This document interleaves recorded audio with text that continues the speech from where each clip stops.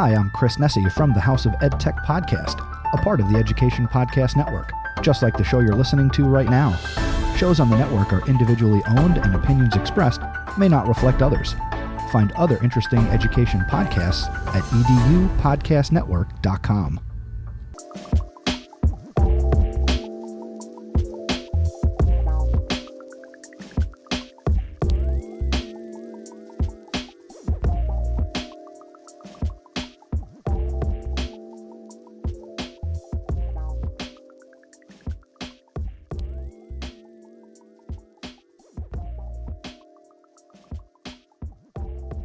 Hello, everybody, and welcome to another great episode of My EdTech Live. I am excited to be here with you on this beautiful Saturday, and wherever it is that you may be, whatever time of day it may be, or it may be a different day, thank you so much for making us part of your day. As always, we are excited to bring you some amazing guests, amazing conversations, so that we can all learn from one another. And as you know, the mission, the vision, and the passion of My EdTech Live is to connect educators and creators one show at a time. And today, it's a great show. I am excited because this is a show that has been probably in the works for a long time, but schedules haven't quite worked out. And of course, transitions and changes, take place and so on. But I am honored. I am excited. I am blessed. I am happy and pumped up to have a wonderful educator, a wonderful creator, a wonderful connector of people, Mr. Scott Nunes, on the show today. And I am excited. Scott, how are you doing this morning, my friend? Oh, I am truly blessed. I did a lot of reflecting this morning and just so blessed. As you mentioned, like the schedules have been crazy. It's been a whirlwind of just excitement, like pain, struggle, like all of that. But it's been like so beautifully messy. It's like organized chaos. It's been a wild ride to get to where I'm at with Canva, and just like I mentioned earlier, still getting my sea legs with Canva, but it's been awesome and an absolute pleasure to be on the show. Real quick, I know this isn't the space for it, but I want to highlight the show and the impact it's had on so many people. You've had such a great lineup. You've had on Amber Trout, our buddy Steve Martinez, Vernon, right? The right leader, Zero Apology Zone, like one of my great buddies that's been in it to win it since the beginning of my journey on social media, and so many others. Sean Carippo, right? George Kuros, Katie Novak. The list goes on and on. Just, I am blessed and honored to be here. Man, thank you so much, Scott. I really appreciate it. And we're definitely getting a lot of love this morning. We've got Tim. Tim, thank you so much for joining us from Jersey. We've got Lois also, who's joining us with Alex from New Jersey as well. A lot of wonderful talent in New Jersey area there in the East Coast. Steve also, thank you so much, Steve. And Melissa. Hey, Melissa. Yeah, shout out. Stars. Shout out to another Google innovator from VIA 20. Thank you so much for the love and for being here on the show. And of course, you're welcome to join in with any questions or any comments and so on. But thank you so much for being here, Scott. So again, I mean, people know who you are. Visually, they know the beard. They know who you are. They've seen you at conferences. They've seen you doing Canva. They've seen you all of that. But as always, I always love to start the show with that superhero origin story. And I just love to get down and deep to get to know people. And most importantly, so our audience can relate to you and make that connection with you. So if you can tell us a little bit about just your education journey, where it all started, and most importantly, did you want to go into education, or was it something that you kind of, fell into and then grew in there? Yeah, that's a great question. It's definitely something I fell into. I think like any good superhero origin story, like I'm a former ELA teacher, did that for a number of years in Modesto, California, and in the Central Valley. And I often find in at least many modern superhero stories, there's like this reluctance to join, like the call to action, right? They're there's a mission in front of them, but they're hesitant to rise to the occasion and do it. That was education for me. Like reflecting back, I had no intentions of being in education. I'm a former graphic designer, 20 plus years, taught myself how to code when I was 12 and when I was 14 in high school. I started a graphic design business and I failed a ton. I can say that now because I've grown in my journey thanks to folks like Carol Dweck, right? The growth mindset. I know that's kind of falling out of favor, but it had such a profound impact on me. The growth mindset, the power of yet. I had a professor when I was in college who said, if you could dream it, you can do it. And I love sharing that about my current product because I've lived that. I've learned to encapsulate that mantra of Walt Disney into my own life. I thought it was hokum at first. I thought, what is this kind of soft screen? Like, what is this? This can't be possible. But she planted a seed almost 20 years ago, getting up there without the gray hair. So about 15 to 20 years ago, somewhere in there, she said those words and they really stuck with me because they were profound. And they had a big impact on me. Like, if I can dream it, I can do it. But here I am failing with all this graphic design. This was in a multimedia journalism class over at Cuesta College in San Luis Obispo. Great campus, beautiful area.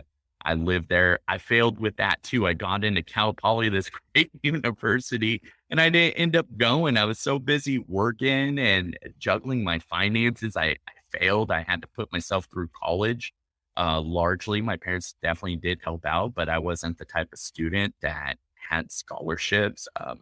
My parents are immigrants, and so I'm the first person, I think, on my mom's side of the family to graduate out of like the grandkids. And then my uncle did graduate, and my mom eventually graduated after me. So that's kind of cool. It's never too late to start, but that failure really prepped me to share with my students, with my community, and I've just grown each step of the way. So I started coaching swim, and it was there that I started kind of getting people encouraging me to get into education. Or when I majored in English, they're like, hey, all you can do is teach. Are you going to be a teacher? I'm like, no, I hate teaching. Like there's like, why would I do that? It's such a horrible profession. I spoke so ill of the profession because I knew nothing about it. And I had poor experiences. And that's why I teach. I don't have a lot of those like, oh, hey, so-and-so inspired me to do this, or so-and-so inspired me to do that. Really, it's the negative experiences that inspired me to teach and to improve and be passionate about what I do. I did have a great third grade teacher. Shout out to Mr. Fisher. This journey allowed me to connect with my first grade teacher, Miss Giordano. She's still teaching as far as I know. And I was in her first class ever, I found out. So that was pretty cool. She was a first year teacher when I had her. I had no idea when I was in first grade that she was, but she was awesome. And, so those teachers really impacted me. There were some in high school that were pretty great. Mr. Joe Stad, my social science teacher, he was pretty great. But other than that, there weren't a whole lot of role models for me as far as how to be a great teacher. They didn't really move the needle for me. Miss Hamburger did, my ninth grade English teacher. She kept my love of reading alive for a little bit, and then it was squashed right after ninth grade. So shout out to her as well. But it was really like the negative experiences. And now I realize those folks, yeah, they failed a ton. I think they were really burnt out educators, and they were just showing up, not even necessarily because that's where they wanted to be, but because they were let down. Nobody encouraged them. Nobody supported them. They were out there all by their lonesome, and maybe those in their own PLN didn't encourage them to aspire to be greater than what they were, right? They just accepted this. This is hard. I'm going to do the bare minimum. I'm just going to show up, do my paycheck, do the same curriculum over and over and over again, um, every year, for 20, 30 years, however long they're there, unless somebody forced them to change, which, back then that really didn't happen when you and I were in school. So it's good that, we do reinvigorate the curriculum. And then in 2008, 2009, the economy crashed, and so did my career in graphic design. I wasn't the best. I would say, I'm mediocre. I had passion and drive, but I definitely had a huge skill gap. And one of my greatest areas of weakness was my network. So I had a small local network, but I didn't have a broad network across the industry, across the state. And so when, all my jobs dried up and I was freelancing and struggling, people weren't hiring me because they didn't know me. They didn't know my work. I didn't have a great portfolio to share out. A lot of the designs were private that I did for clients, and they didn't share them back out. I didn't get their permission to showcase my own work. And so I learned from that when I got into education, like right away. I created Mr. Noon's Teach. I'm like, okay, I got to be better about branding. And I felt really inspired. I forget the name of the conference, but it was in 2015. I attended this conference, and Ernie Hudson from the Ghostbusters was one of the keynotes, and Kelly Gallagher, who teaches over in SoCal, he's an ELA professor, they taught.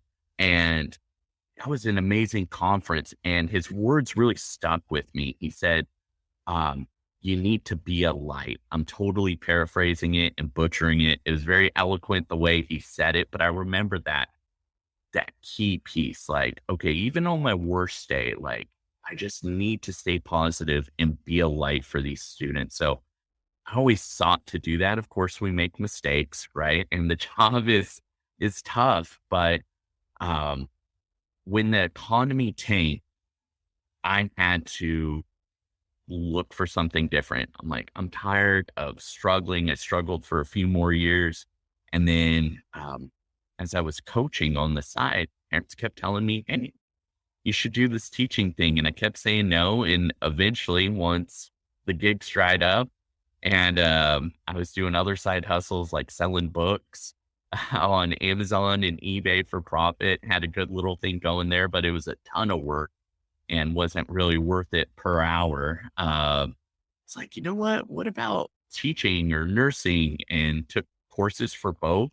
And day one of those teaching courses, I knew like, this is my jam. Like I just fell in love with it, dropped all the nursing courses, and I've been all in ever since. So I went from an ELA teacher, did that for about 5 years or so, and then went into EdTech, specifically or primarily as an instructional coach. And now I'm here with Canva. It's been an amazing journey.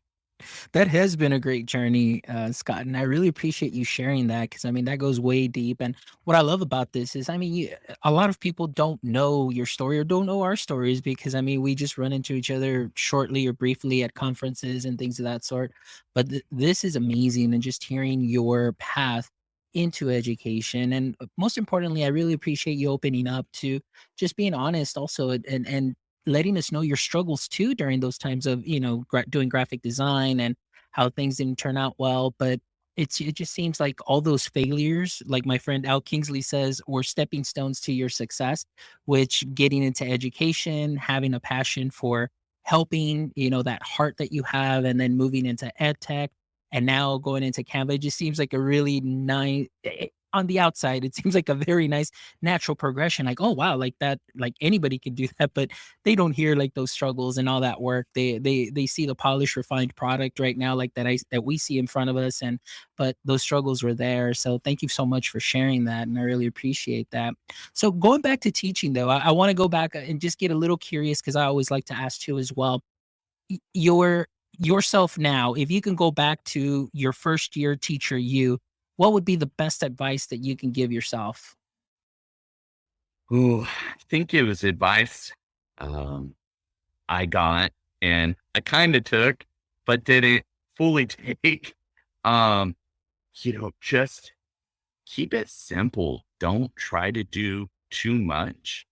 And that's something I'm still learning and still trying to apply here at Canva. Uh, I'm very ambitious, have big goals, hopes, dreams, right? My big Canva principle that I fell in love with, they have these 6 principles, and one is set crazy big goals and then make them happen. So I'd love to do that. And I wanted to do that in education. I'm like, not going to be one of those educators that burns out. Like I will not, like I have resilience, like growth mindset. Um, if I don't know something yet, I'm going to work to learn that thing and to persevere.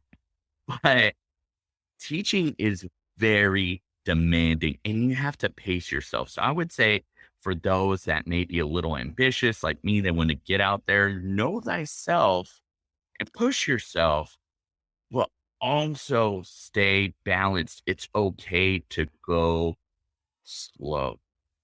It's okay. Yes, we want to go beyond surviving and get into thriving, but you don't have to be in a race to become like teacher of the year your first year out the gate. Learn the profession, talk to folks, network. That's the biggest thing. Networking is huge. And then develop your classroom rapport. I was going to say classroom management. So that's what has shifted. I wouldn't say it's management, it's rapport. Be you, figure out your style. That whole don't smile till November kind of thing, throw that out the window. Be you, be authentic, be genuine, and find a good mentor. I am so blessed. I couldn't have picked a better mentor. So shout out to Ryan Farina. He's not on the social media scene, but he's like the best kept secret at Modesto City Schools. That's wonderful. And I want to give a special shout out to my great friend Gerardo Navarrete, who's joining us from Campeche, Mexico. So Gerardo, thank you so much for joining. And my great friend Kevin Doherty, thank you so much, Kevin, for joining here. And I really love what Tim said here. So I'm going to share this. It says, simplifying things, going back to what you said, Scott, simplifying can usually end up solving a lot of issues as opposed to filling the plate more. So yeah, just I love what you said, just keeping it simple, taking it one day at a time. And of course, that whole no smile till November, it's just you be you. I think that's probably the best thing that you can do and just be authentic and genuine. So I definitely agree with you on those points that you said. All right. So, Scott, now let's go ahead and just transition a little bit. I know we've already talked about this and many people are familiar now with your work that you're doing now with Canva, but let us know just a little bit about how that transition, and how you felt, maybe for a lot of teachers that are out there right now that may be feeling that urge or feeling that, maybe it's time to kind of shift or pivot. Where did you land as far as, okay, this is going to be the right move? Was it something that was completely thought of? Is it something that you had already been, planning out? Just if you can tell us a little bit about that, because I think that would definitely help a lot of educators that are out there that may be thinking about this. Yeah, this is a tough question. And it's funny, I had an answer prepped for that because I have to decide how real am I going to be, right? Um, it's a tricky situation. It was a very complex. Um, there were lots of challenges. I'll simplify it that way. There were numerous challenges. And I had some things in my life, like one of my good friends, David, he got COVID and he almost died. And like my buddy Steve, we're about the same age. We're both Latino. Mhm. We have families. And when he almost died, it really did shake me up. I'm like, having to go into all of these different classrooms and you know, um, like just being overweight, like just keeping it real. Like I'm at a higher risk, high risk. My wife's a nurse, my mom's a nurse. And they really cautioned me, like, hey, you got to be careful. Like, you are in that demographic. Like, if something can happen, you know, it could happen to you. And that really freaked me out, seeing that happen to my friend and seeing him struggle. Like, he's still struggling right now. He's blessed to be back at work, but that was a whole thing for him. And so that really got me. And I remember telling my boss, hey, I'm like putting in like 120%, like everything I got and then some. I'm working from 6 a.m. till 10 at night. And every day there was more and more on my plate. Like, can you help me? And the solution was no. And I'm not trying to defer blame on anyone, on the system, on the school, on my boss. It's just the situation. It's just what it is right now and what it has been for the last 2 years. And so I knew there was no end in sight. Part of my 4 to 6 year plan was to work for an EdTech company, or at least have that be an option. I really liked working in the classroom. I really loved being an instructional technology coach because I was able to extend my reach. And with the consulting work I was doing, with the speaking I was doing, that really lent itself well to those other endeavors, which I find really fulfilling. I love PD. So being able to give PD was great. And when this opportunity with Canva arose, I saw an opportunity to go from supporting over 100 tools to supporting one great tool. One tool I'm very passionate about, and that goes back to my roots. When I was 12-year-old Scott, I wanted to work for a startup, some place like Canva that was exciting, on the cutting edge, had a great tool that I believed in, and I could be a part of something bigger than me, be part of something that's going to have such a huge impact and maybe have a financial benefit as well. My dad worked in the Bay Area, still does. And so we saw like the rise and fall of all these ed tech, or not just ed tech, but tech companies.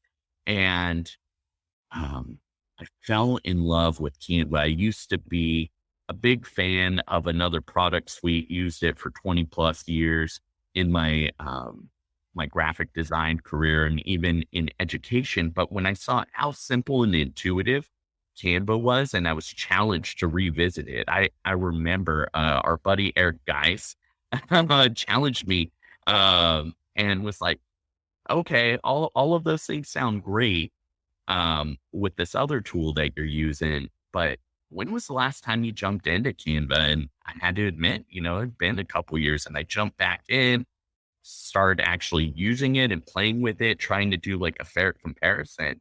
And I was a convert and I was really converted with a student that used it in 2020, right before the pandemic in February. And this student, in a nutshell, was really struggling academically and, just like D's and F's across the board in all of their classes. And then I showed them Canva for a PBL project we were doing where they had to learn a new skill, help their community, and connect it to ELA standards. So hit in the Common Core standards. Absolutely missed that project because it was just amazing to see what these students would come up with and see how they would really take this student inquiry and just create new things, like just go off the rails. And this student fell in love with Canva in 5 minutes, showed the student the basics of the tool. Student came back with the logo design, put it all in hoodies and t-shirts via teespring.com. And so there was no upfront cost, sold 60 hoodies, 40 t-shirts, and raised $2,500 for organizations like Ronald McDonald House. So just a huge impact. And the student did that in 6 weeks.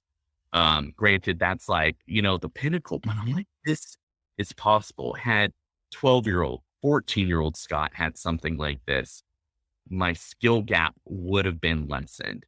Canva takes the guesswork out if you allow it, with its templates, with its element library.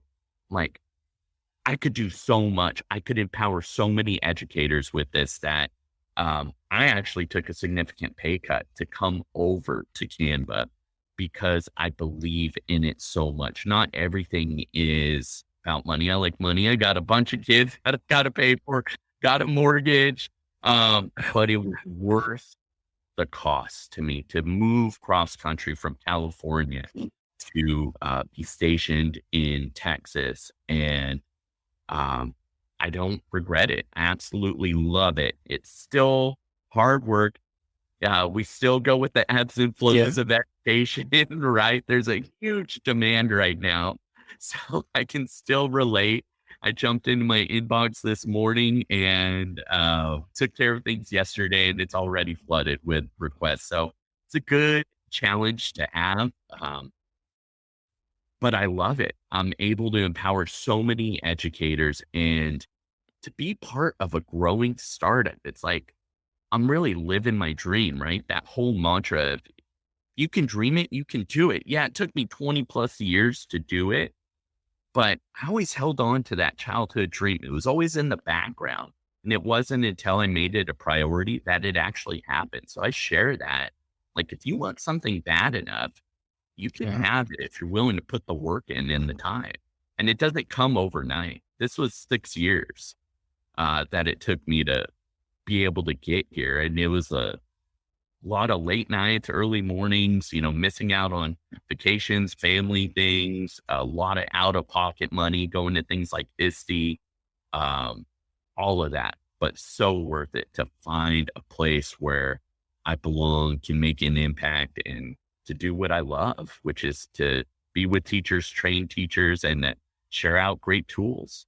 I love it, Scott. I mean, and really, everything that you have said, I can definitely attest to because I have seen you. I have seen the way you are prior to Canva. I've seen the way you are now with Canva, and you're still bringing that same energy, that same passion with that goal in mind to just help educators. I mean, you're definitely an example of servant leadership and being able to go out there and serve your education community, moving that education needle forward. And, a lot of things that you're hitting on is giving educators time back. So if there is an instrument that is out there, and a tool that can help, and usually along the trainings that I do with teachers is I'm always looking to see how can I get you some time back, and not time back to do other paperwork or do this, but just time back to just sit and sometimes just breathe.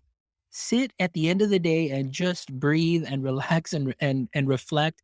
But I'm really excited about the work that you're doing. And honestly, you definitely hit the ground running coming in from California. I know that was a whole story all on its own that, in our Voxer group you shared. But, Scott, going a little bit into that, network is important, and the community that you and I have, that as together as a community, as a PLF, and other educators and podcasters to be able to rally around you and help during this time of transition. Because I don't know if that would be if you want to share a little bit about what happened there. Oh, thanks for the opportunity. Again, in a nutshell, what happened was when we moved, our stuff was held hostage for a while, and we moved to Texas and we didn't have anything. And a lot of folks noticed I wasn't posting on social media. They were doing like wellness checks, which I love, right? Like, hey, are you okay?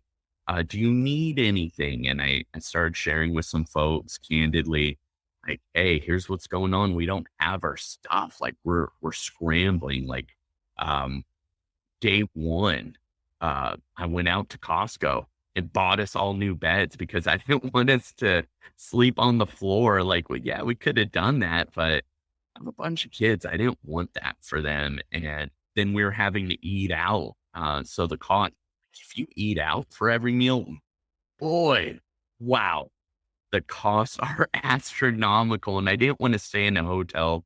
We did that one day to kind of just get our sea legs. But then the next day, it's like, okay, we're buying beds, our stuff, is not there. And the company wasn't responding. So I was doing like filed the police report, got the credit card company involved, and shout out to, I like that you went from PLN to PLF, right? Professional learning family, like that term from Dr. Sarah Thomas, or I believe she's the one that coined it. Such a great term because, and I didn't believe in this for a long time, but really your network can be like family, totally 100%. And I felt that. And here's why. Folks from my PLF, so shout out to Tisha Richmond, Jamie Ellman, those two, Carly Mora, those three really helped put together like an Amazon wish list for me with my wife. They worked together. What do we need? I did like a social media post. They retweeted it, shared it out in all these different networks, and educators from all around the globe, literally, mostly in the US, but all around the globe, Canada, Colombia, even donated stuff so that we could have some comfort, be able to settle in.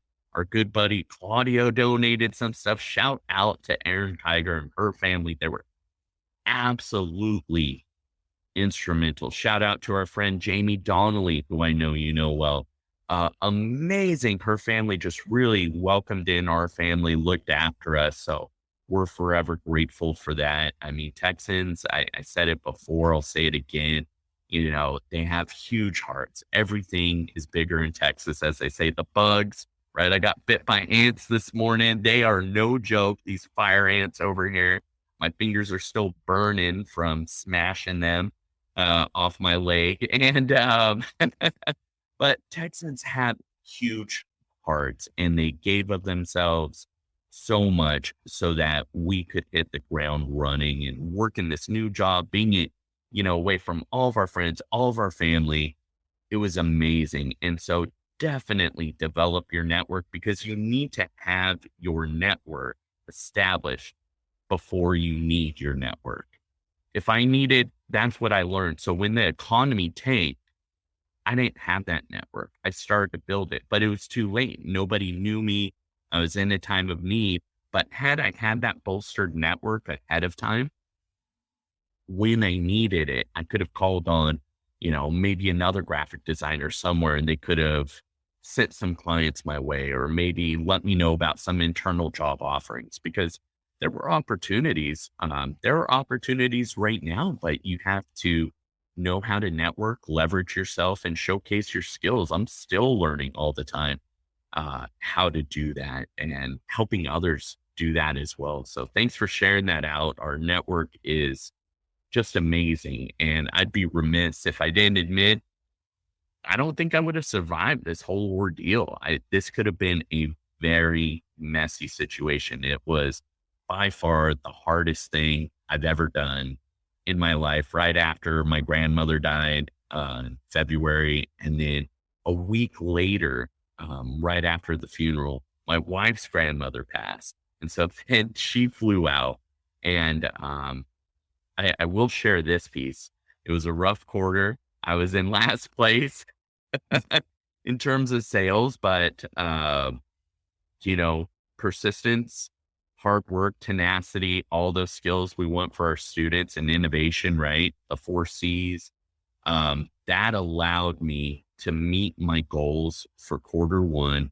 And then I far exceeded it for this quarter, touched the number 1 spot, have just been kicking butt, taking names, at Canva, and just love sharing and empowering. So, life can be rough, but you got to stick with it. And I learned a lesson from one of my buddies recently, who just had a travesty happen, and wasn't due to anything they did. And somebody did them dirty. And it was very unfortunate. And that person took it with such grace and in stride, and they're just moving forward. Those things are going to happen. And, you just got to keep moving forward when that happens. It's life. Sometimes it doesn't go your way and these hardships happen, but lean on your network, develop it now if you don't have one, or continue to grow it so you too can be supported and have these amazing experiences like I've had. Yeah, and I agree with you on that. If it hasn't been for my PLF and just getting to connect with people, this show wouldn't be where it is today. Just the friends, the stories that I hear, the learning that I do. Most importantly, this all started just because I wanted to learn from people, and it really seen it as my 45 minutes of personal PD that I get to share with the world. But the connections have gone beyond just these 45 minutes of the show, and with many educators such as yourself being connected prior to the show, and just to be able to finally have a conversation, it's so important. And just to be able to help each other through these tough situations is definitely worth it. And so I'm really excited and really thankful, Scott, the work that you're doing. And this story, like right now that you mentioned, one thing that I wanted to highlight is everything that you've gone through is essentially really what we're supposed to be training our students for during school, to help them with these future of work skills, to improvise, adapt, and overcome difficult situations and these barriers. And of course, using tools such as Canva, other ed tech tools, so they can get familiar with the workforce of, that'll be coming in their future for them. And I'm sure that you use more than just Canva. Obviously that's what you show, but I mean, you've got other, apps that you use and other tech, for metrics and all of those things. So, I mean, it is important that we tie in that ed tech, component into our courses at such a young age too. I mean, I know that the TEKs are going to be changing in Texas. So just to let you know, in the 2024-25 school year, I mean, they're going to have to be embedded, K through 12, and they're going to be a little bit more extensive and a lot more computational thinking driven, which is great, but oftentimes I feel that teachers too, we need to make sure that we prepare them as well, because they're the ones that, have the students in class. So again, thank you so much for what you do, through Canva. And I did want to give us very special shout out to Canva. I did post this yesterday, but I mean, talking about the ease of use and a one-stop shop, so I printed out my new thank you cards for all their guests. So I did this with Canva, printed, I sent the print in, and in about like 2 or 3 days, I ended up getting my printouts and everything, and I'm good. And also I'm getting ready and to personalize these. So guys, all of these are going to be handwritten. It may look a little messy, but it'll be something special for you all. And of course, Scott, you're definitely going to get one of these, and you'll just shoot me your address afterwards and I can get you that. But thank you so much, as always, for the work, the passion, the heart, your genuineness, authenticity, just the overall amazing person that you are. It has been an honor and a pleasure to connect with you, and being able to see you at TCEA this past year and shake your hand and give you a hug and just take a pic. I mean, I've never met you in person. Everything was through Voxer, through Twitter, but it just felt like we just clicked, and we just, took off right off like where we left off, like if we were friends for a long time. So I thank you, because you are a great educator in that sense, that I can testify and say that the way you are and you handle yourself on social media is the exact same way that you are in person. And that really means a lot to me. So thank you so much, Scott, for being the way you are. It means a lot. And shout out again to Jamie Donnelly, right? Connecting us through the Pathfinders program. Rapid Identity, such a great PLF to be a part of. Just the way she has constructed that, it is a totally unique influencer network. Shout out to Tim Cavey, right, for connecting us on sponsor through the Edu Podcaster Network we're a part of. Shout out to everybody who's in there. There's too many to list, but those groups have been so influential and keep driving me. The amount of content you're able to do, man, I'm a little envious. I'm just blown away just how I don't know how you do it. We might come back to that. I gotta have you on my podcast as well. That's right. flush We, that out a little bit there, but yeah, we can have. for um, the compliment, I do try to be real. Um, it's hard sometimes, and just being vulnerable. Um, and I have my struggles too. People see everything on Twitter. Oh, it looks like you're doing great. You're doing so great. Well, I wasn't doing so great this year, Yeah, yeah. or even the last 2 years. It's been rough. I'm sorry. Go ahead, Fonz. Oh no, I was gonna say, and that's kind of like what I had mentioned earlier.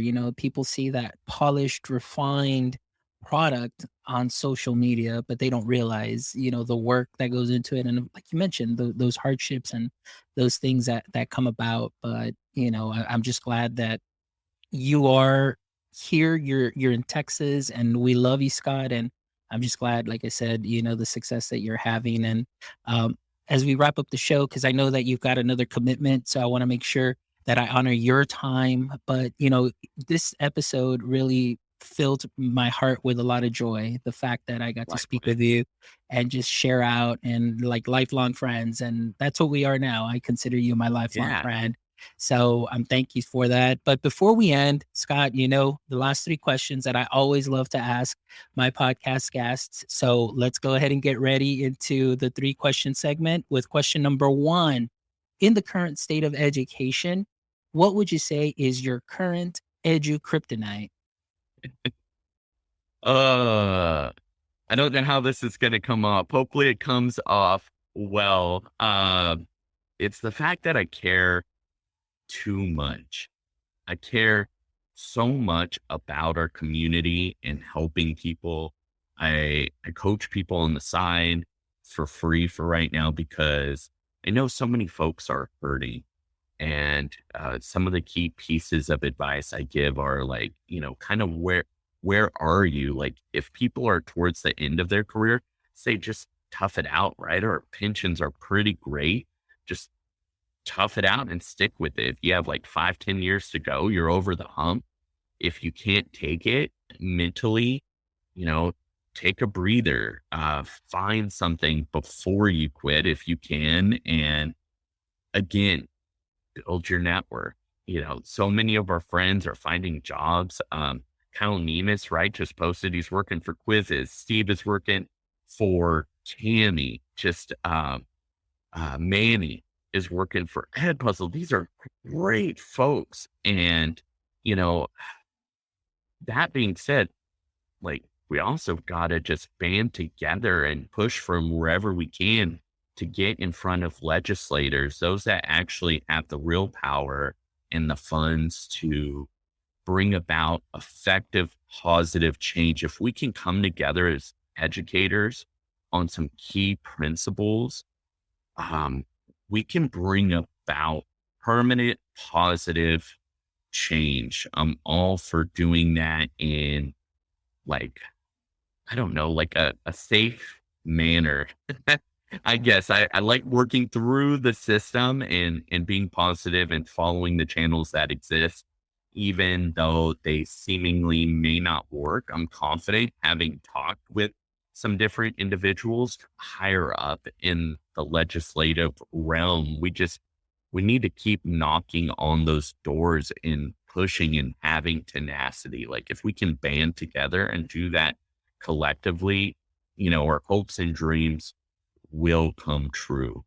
So keep asking great questions, keep powering through, and lean on each other. And feel free to message me, DM me, and we can chat too if you want to know what it's like being on this other side. I extend that to the listeners as well. Excellent. Real quick, before the next question, I just want to give a shout out to Raf Peters, who's joining us from Belgium.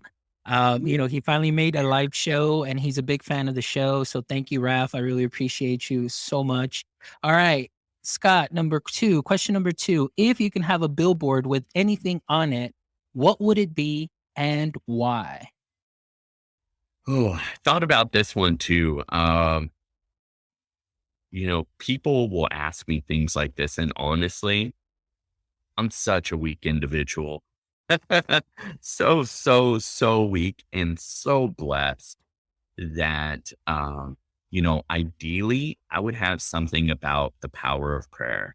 I see folks posting like, hey, quit talking about, thoughts and prayers. And while I kind of get that, like prayer is everything for me. The only way I'm able to exist and persist and grow is through prayer. I'm an extremely weak and unempowered individual. And it's only through prayer and by the grace of God that I'm able to do anything. Sincerely, I believe that 100%. But kind of going to EdTech items, I would say just don't undervalue the power of the PLN or the PLF. Just do it, trust in the process of that because you need your network. So I'd have that. And then like a sub headline, like build your network before you need it. So it's there when you need it. Right. So get a PLF and then have that sub line right underneath it. Love it. Love it. All right. Last question, my friend. And I know we just mentioned it. Maybe there'll be a chance that I get to be on your show, but let's pretend that this was your show today. Yeah. And I am your guest. What would be one question you'd like to ask me? Yeah. I'm going to save the question with how you do everything you do for my show. So start thinking about that. But I would ask, who are like 1 to 3 people in your network that you could shout out? I know it's a super hard question to limit it to 1 to 3, but who are some folks you could shout out that have greatly impacted you? Okay, greatly impacted me. So for sure, I'm going to give number 1 kudos shout out to Chris Nessie. All right, so big shout out to Chris Nessie. Podcasting. Okay. Yes, Chris Nessie really is the one who really got me started on this, and the way he was available to answer any of my questions. And, to this day, the success that I have is just because he just really nudged me to just say, push record and that's it. And just take off from there. So number 1 would be Chris Nessie. Number 2, I'm going to definitely say Jamie Donnelly. Jamie Donnelly has been like a mentor. Like every time I run into her, it is again picking up right where we left off, and she's always been looking out for me. And sometimes I may not even know that she's looking out for me, but sometimes when I run into her, or I have a question, she's like, "Hey, I was just thinking about you, and maybe try this or do this or do this." And so big shout out to Jamie Donnelly. And number 3, I would probably have to give another shout out to. Let me see. That one's a tough one, like in 3. So I'm going to go with 4. Okay. Real quick. Okay. So then for number 3, I'm definitely going to go with Katie Novak. So that'll be number 3. Katie Novak has been amazing, an amazing supporter, and just wonderful, the energy that she brings to the show. And for number 5, what I'm going to do is I'm going to give a shout out to the tech rabbi, Michael Cohen. Yeah. Well, so the tech rabbi, big shout out to the tech rabbi right now with the amazing work that he's doing with Web3 and NFTs and the Education DAO. I want to give a big shout out because that vision is really trying to push that needle forward in education. And really it goes to the what we were talking about, preparing the students today for the future of learning and the future of work that we will see. So I went with 4, but it was a tough one. That's a great question. 4, right? It's hard. And we're blessed to know so many influential people like that. And all of those people you named, they're amazing connectors. So you're not just getting that tech rabbi, Michael Cohen. You're getting his whole network. You're getting Sava Kid Y, right? You're getting so many people in that network as well, or Jamie Donnelly, right? You get the Pathfinders and beyond, right? All these amazing people with AR, VR, STEM, and just beyond. Just wow. Yeah. All right, Scott. Well, thank you so much, man. I really appreciate it. This really made my day. Like I said, it filled my heart with joy to have you on the show and get to be able to have a heart-to-heart, and just you being so open and genuine. I really can't say that enough. I know I've said it throughout the show, but it really means a lot, to be able to, what you see is what you get. And in the world of education, that is something that is so, so important. And I thank you for that. And thank you for the work you continue to do, not only with Canva, but the work that you do in mentoring other educators out there, in helping other educators that may be thinking about transitioning, or even those that are still looking for tips to, get better at their craft, and that you're always readily available to help, and the fact that you are also an amazing connector. So that is something that's very important to build up our PLN and our PL Lab. So thank you so much, Scott, for your time today. And everybody joining us today, thank you so much, as always, for making My EdTech Life what it is today. Please make sure you visit our website at myedtech.life. Check out all our previous episodes. Please make sure you check out our merch store. We've got a new merch, store set up, some new gear. Conference season is around the corner, or just something for you to lounge in, or something for you just to wear at an EdTech conference. Whatever it is that you'd like to do, go check it out. It'd be great to just continue to help support our show.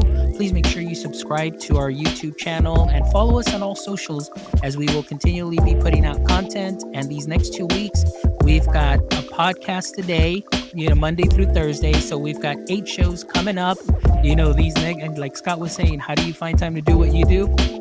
I don't know. I just do it during summer break.